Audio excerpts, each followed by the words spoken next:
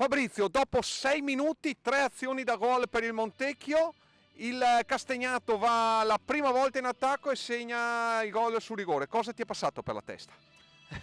Come è passato per la testa? Ho visto un attimo gli spettri di 2 settimane fa contro il Montebelluna, però poi i ragazzi sono stati bravi a continuare a giocare, a creare occasioni da gol e poi penso che il risultato finale sia ampiamente giusto.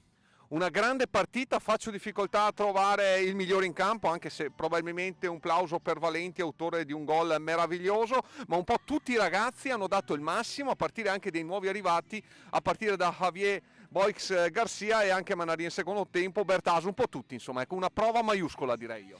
La prova di squadra, quello che avevo chiesto, la reazione di squadra dopo una sconfitta immeritata 2 settimane fa, e ho trovato presente soprattutto anche dai nuovi che si sono inseriti anche se da pochi giorni bene, ma non avevo dubbi perché il gruppo è forte, è fatto di ragazzi seri che ha accolto i nuovi arrivati come se fossero qui da anni.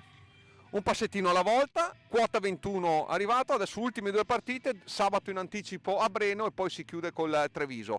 Servono, vista la classifica, ancora punti da mettere fieno in cascina. Sì, purtroppo servono ancora punti, ma dai, almeno diciamo diventa più seria la situazione. Saranno altre partite difficili, come ogni domenica saranno dei test difficili da fare, ma se noi scendiamo in campo con questa cattiveria, questa voglia di fare il risultato, sicuramente usciremo sempre a testa alta.